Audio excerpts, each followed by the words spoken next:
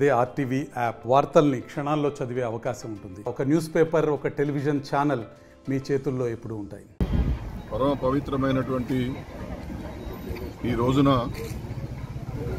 యాదాద్రి లక్ష్మీనరసింహ స్వామి వారి దర్శనం చేసుకోవడం జరిగింది. మా కుటుంబ సమేతంగా వచ్చి తెలంగాణ రాష్ట్ర బీసీ కమిషన్ చైర్మన్గా ఈ రోజుతో మరి పదవీ కాలాన్ని పూర్తి చేయడం, ఈ మూడేళ్లలో ఈ రాష్ట్రంలో ఉన్నటువంటి వెనుకబడిన తరగతుల యొక్క వాస్తవ జీవన స్థితిగతులను సమగ్రంగా అధ్యయనం చేసేటటువంటి ఒక మహత్తరమైనటువంటి అవకాశం నాకు వచ్చింది. ఈ నేపథ్యంలోనే శ్రీ రేవంత్ రెడ్డి గారు ముఖ్యమంత్రి అయిన తర్వాత వారి యొక్క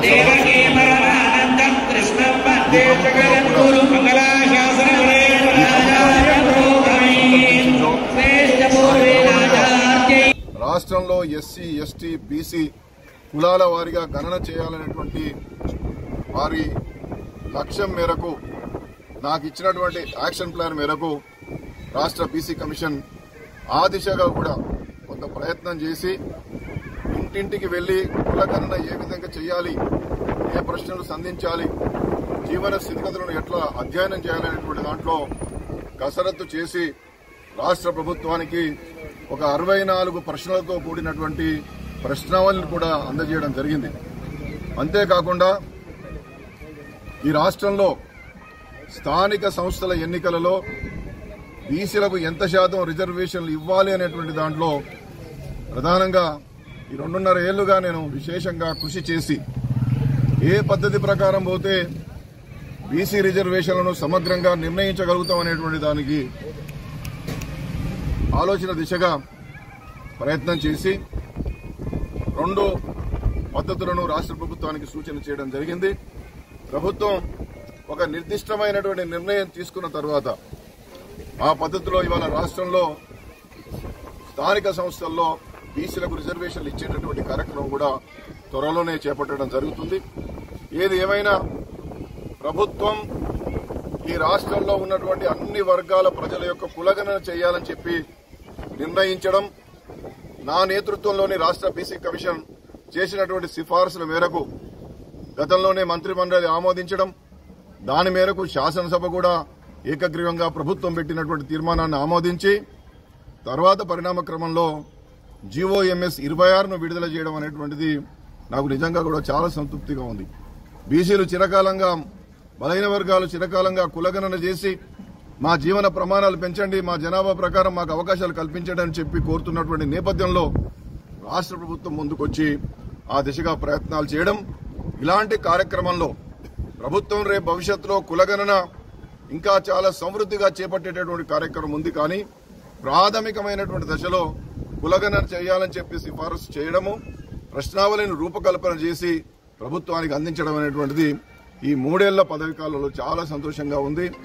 రానున్నటువంటి రోజుల్లో ప్రభుత్వం నా అనుభవాన్ని, నేను 3 ఏళ్లుగా చేసినటువంటి కృషిని గుర్తించి ఇంకా మరి సహకారం కావాలని చెప్పి కోరితే తప్పనిసరిగా నేను ప్రయత్నం చేస్తాను. ఒకనాడు ఉద్యమకారుడిగా ఉమ్మడి రాష్ట్రంలో కూడా 2 సార్లు బీసీ కమిషన్ సభ్యుడిగా, తెలంగాణ రాష్ట్రంలో కూడా తొలి బీసీ కమిషన్లో సభ్యుడిగా, ఇవాళ 2019 నుంచి 21 ఈ రోజు వరకు 3 ఏళ్ల పాటు రాష్ట్ర బీసీ కమిషన్ చైర్మన్గా దేశంలో ఎవరికి రానటువంటి ఒక అత్యున్నతమైనటువంటి ఒక అరుదైనటువంటి అవకాశం నాకు వచ్చింది. ఏనాడు ఏ బాధ్యతలో ఉన్నా ఈ జాతి సమృద్ధి కోసం, సమగ్ర అభివృద్ధి కోసం విశేషంగా కృషి చేయడం జరిగింది.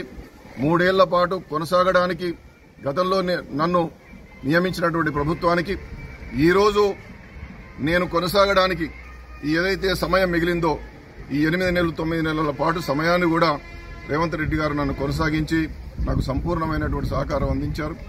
మంత్రి పొన్నం ప్రభాకర్ గారు, ఉప ముఖ్యమంత్రి శ్రీ భట్టి విక్రమార్క గారు కూడా ఎప్పటికప్పుడు అనేకమైన సలహాలు ఇస్తూ ఈ రాష్ట్రంలో పేద వర్గాల సంక్షేమానికి ఏ విధంగా ముందుకు పోవాలో ఒక నిర్మాణాత్మకమైనటువంటి సూచనలు ఇవ్వమని చెప్పి నన్ను కోరినప్పుడు వాటికి అనుగుణంగా అనేకమైనటువంటి సూచనలను, సిఫార్సులను రాష్ట్ర ప్రభుత్వానికి అందజేయడం జరిగింది.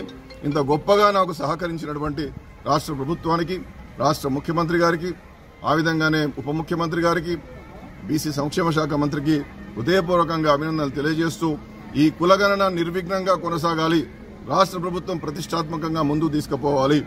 స్థానిక సంస్థల్లో బీసీలు ఏదైతే కోరుతా ఉన్నారో వారికి అనుగుణంగా కొత్తగా వచ్చేటటువంటి బీసీ కమిషన్ కూడా ఆ యొక్క రిజర్వేషన్ల శాతాన్ని నిర్ణయించి స్థానిక సంస్థల్లో బీసీ ప్రజా ప్రాతినిధ్యం ఎక్కువగా వచ్చే విధంగా ముందుకు తీసుకుపోవాలి.